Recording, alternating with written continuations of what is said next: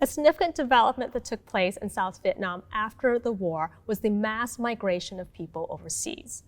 So the combination of political repression and the massive shortages that took place in South Vietnam convinced many South Vietnamese that they should leave the country.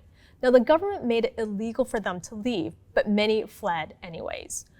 So in the immediate years following the war, most people who fled by boat. And these were small, often rickety fishing boats that were overcrowded with refugees.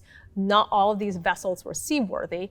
And once people made it out into the sea, they were often vulnerable to pirate attacks. So this was a very, very dangerous trip. It was a very risky endeavor that people were choosing to take in response to the post-war policies. Estimates suggest that between 1/10 to 1/3 of the people who embarked on this journey died along the way.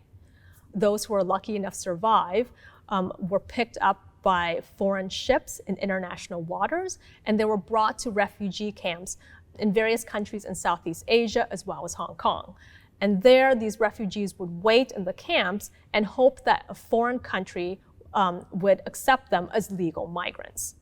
Many people were accepted as legal migrants and were able to resettle overseas, but others were not so lucky. Some refugees were forcibly returned to Vietnam in the 1990s when these camps were closed. These refugees are known to the world as the Vietnamese boat people. We don't know the actual numbers of people who left by boat. Most estimates are in the hundreds of thousands, but we will probably never know the exact number because they were leaving illegally. In response to the boat people crisis, the United Nations established the Orderly Departure Program. It was a program that was supposed to allow Vietnamese to migrate legally, to leave their country legally.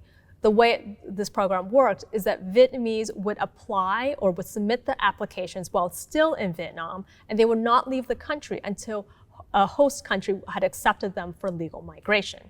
Over 600,000 Vietnamese left Vietnam through this program.